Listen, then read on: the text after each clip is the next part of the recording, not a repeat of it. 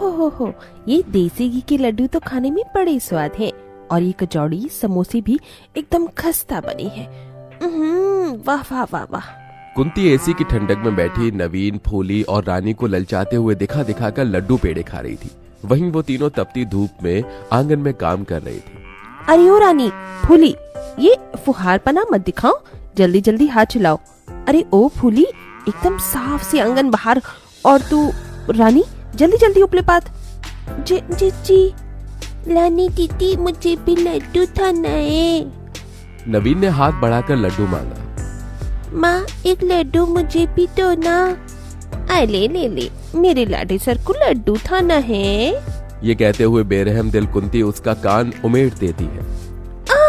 माँ बचाओ। बुला ले अपनी मरी माँ को, मगर वो नहीं आने की। बड़ा आया लड्डू खाने, चल भाग। कुंती ने उस बेचारे को न सिर्फ दुत्कारा बल्कि उसे जोर से धक्का दिया, जिससे नवीन का सिर गाय के खूंटे से जा लगा और वो लहूलुहान हो गया। दीदी, नवीन के सर से तो खून बह रहा है। इतने में वहाँ मनसा आ गई। उसे देखकर तीनों बच्चे उसके गले लग गए। मनसा मासी। कुंती ने मनसा को पहली बार देखा था। इतने में उमेश खेत से लौट आया। कुंती तीनों बच्चों को छोड़ अंदर चली गई। रोते मन से मनसा ने कहा, उमेशी, क्या है ये सब? मेरी सहेली गंगा कहाँ है? जवाब दीजिए मुझे। उमेश मनसा को बीती बातें बताने लगा। देख गंगा, इस बार मुझे बेटा ही चाहिए। पहले ही इन दोनों मनहूसों को मेरी छाती पर मर दिया है। अगर इस बार भी बेटी पैदा हुई तो उसे खौलते दूध में डाल दूंगा। गंगा की शादी कुछ साल पहले ब्रिज से हुई थी, जिससे उसे दो बेटियां फूली और रानी थी। दोनों बच्चे जल्दी होने की वजह से गंगा का शरीर एकदम कमजोर हो गया था, मगर ब्रिज की जिद से वो तीसरी बार गर्भवती है। वो दिन रात भगवान के आगे यही विनती करती कि उसे बेटी ना हो, और उसने तीसरी बार एक बेटे को जन्म दिया। रानी, फूली, तुम दोनों को अपने भाई का ध्यान रखना है। ये कहकर गंगा ने अपने जन्मे बेटे को गोद में उठाकर कहा, मेरे लाल, मुझे माफ कर देना। मैं तुझे अपना दूध भी नहीं पिला सकती। मेरी उम्र तुझे लग जाए। जियो मेरे लाल। और खुद मरते हुए भी वो माँ अपने बच्चे को जीने की दुआएं दे गई। इधर गंगा की चिता की आग ठंडी भी न हुई और ब्रिज ने कुंती से दूसरी शादी कर ली और तीनों बच्चों के लिए सौतेली माँ ले आया। घर में कदम रखने के साथ ही कुंती ने उन पर अत्याचार ढाना शुरू कर दिया। कुंती उठकर आई और रोते बच्चे को देख दांत पीसते हुए कहा, अरे ओ नासपीटे, बंद करिए भे भे भे, वरना चुटकी भर नमक चटा दिया ना तो तेरा भी खेल खत्म। माँ, इसे भूख लगी है, थोड़ा दूध दे दो। क्यों, ये राजा का बेटा है क्या जो दूध पिएगा? पानी चटा दे। दीदी, पिताजी, ये कैसी माँ लेकर आए हैं? ये बहुत बुरी है। ये सुन के कुंती ने बौखलाकर बेचारी फूली को बहुत पीटा। ये ले, और मार खा, ये ले। दीदी, बचाओ मुझे। रानी अपने भाई को गोद में लिए अपनी सौतेली माँ के पैरों में गिर गई। माँ, छोड़ दो मेरी बहन को, उससे गलती हो गई। निकल गई हेकड़ी। कान खोलकर सुनो, कल से तुम दोनों इस घर का सारा काम करोगी, लिपाई पुताई से लेके खाना बनाने तक। अब तो कुंती खुद पैर पसारे बैठी रहती और उन बेचारे बच्चों से गधों की तरह काम करवाती। तब जाके उन्हें एक रोटी देती। उन्हें न भरपेट खाना मिलता, न कपड़े, न माँ की ममता। उन बेचारे बच्चों का जीवन उनकी सौतेली माँ के चलते किसी नर्क से कम नहीं था। 4-5 साल बीत गए। न नवीन को भरपूर खाना मिला, न समय से टीकाकरण हुआ, जिससे उसके पांव अब पोलियो से ग्रसित हैं। मगर अभी सौतेली माँ का अत्याचार फूली, नवीन और रानी सह रहे हैं। सौतेली माँ कुंती के किए गए अत्याचारों को जानकर मनसा का मन चीख चीख कर रो पड़ा। मनसा, कई बार सोचा कि मैं शादी कर लूं ताकि गंगा भाभी के बच्चों को माँ की ममता दे सकूं, मगर कहीं वो भी कुंती भाभी जैसी ना हो। तभी मनसा ने तीनों के चेहरों की ओर देखकर कहा, मैं दूंगी इन्हें माँ का प्यार, इनकी चाची बनकर। उमेश जी, क्या आप मुझसे शादी करेंगे?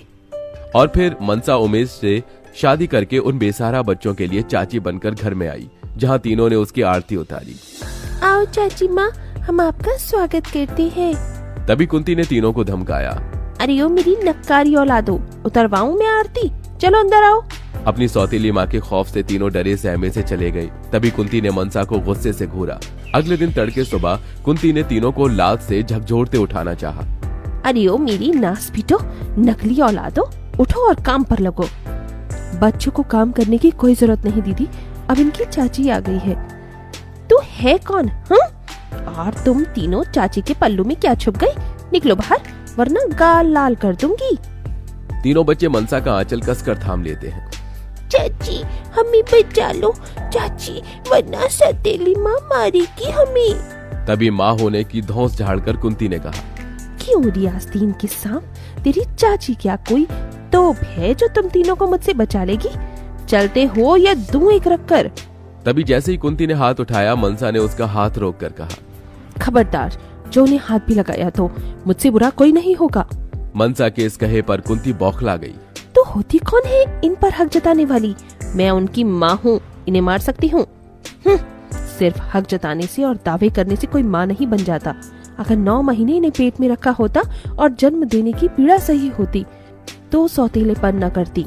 मुझे लगा था तुम्हारे अंदर प्यार से इन बच्चों के लिए ममता जगा दूंगी, मगर शायद तुम्हें प्यार की भाषा नहीं समझ आती। चलो जाओ यहाँ से। कुंती पैर पटकते हुए चली गई। तभी मनसा ने मुस्कुराकर कहा, तो जल्दी से बताओ मेरे प्यारे बच्चे क्या खाएंगे? चाची हमें खीर पूरी खाना है। माँ जब थी तो अक्सर मेरे दीदी के लिए खीर पूरी बनाती थी। थोड़ी देर में मनसा ने तीनों के लिए खीर पूरी तैयार कर दी और तीनों को परोसा। गर्मा गर्म खीर पूरी, ये लो बच्चों, तुम खा क्यों नहीं रहे हो?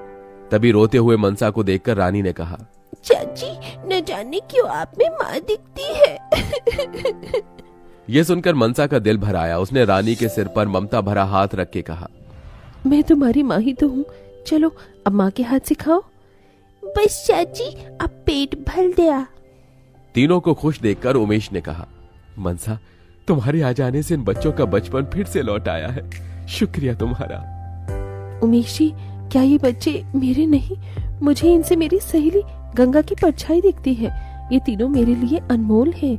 दिन बीतते गए। मनसा ने नवीन को पोलियो ठीक करने के लिए खुद को पूरी तरह झोंक दिया। वो उसके पैरों की मालिश करती, जिससे नवीन आम बच्चों की तरह चलने फिरने लगा। इधर कुंती जल भुन रही थी और उस रोज वो तीनों को खींच कर लाने लगी।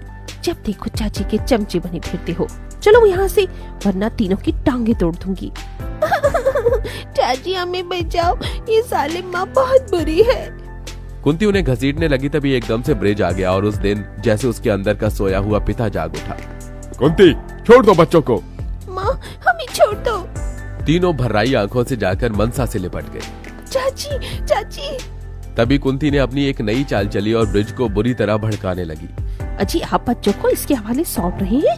ये इनका मन बढ़ा रही है। बच्चों पर लगाम खींच कर रखना चाहिए। मैं इनकी माँ हूँ, इनका अच्छा ही चाहती हूँ। तभी ब्रिज ने स्नेह भरे नजर से अपने तीनों बच्चों की ओर देखकर कहा, बच्चों तुम किसके साथ रहना चाहते हो? तीनों की आंखों से टप टप आंसू चूए जा रहे थे। उन्होंने एकदम मनसा को देखकर कहा, हमें चाची के साथ रहना है। चाची सौतेली माँ से अच्छी है। ठीक है मनसा, मेरे बच्चे आज से तुम्हारे हैं। मनसा आंसुओं से भरकर तीनों का माथा चूमकर बोली, मेरे बच्चे, अब तुम तीनों को तुम्हारी चाची से कोई अलग नहीं करेगा। अजी मैं भी तो उनकी माँ हूँ, सौतेली ही सही, ये तो चाची है। जेठानी जी, माँ शब्द का मतलब भी जानती हो आप? जो खुद भूखा रहकर अपनी औलाद को खिलाए वो माँ होती है। जो रात भर जागकर अपनी औलाद पालती है वो माँ होती है। जो खुद तपती धूप में पैरों में छाले पड़ने के बाद भी अपने बच्चों के लिए मेहनत से पीछे न हटे वो माँ होती है। मगर आपने सौतेली माँ की सारी हदें पार कर दी। इन मासूम बच्चों को भूखा रखा, इन्हें मारा पीटा, अत्याचार किया। माँ शब्द आपके मुंह से भी गाली जैसा लगता है। शायद इसीलिए आज तक भी आपकी गोद भगवान ने भरी नहीं। मनसा के दिए जवाब ने कुंती को सच का आईना दिखा दिया। मुझे माफ कर दो बच्चों, मैं सचमुच माँ कहलाने की काबिल नहीं हूँ, मगर आज माँ का अर्थ तो जान पाई हूँ। तीनों ने कुंती को माफ तो कर दिया, मगर उनके दिल में मनसा की जगह कुंती कभी नहीं ले सकी।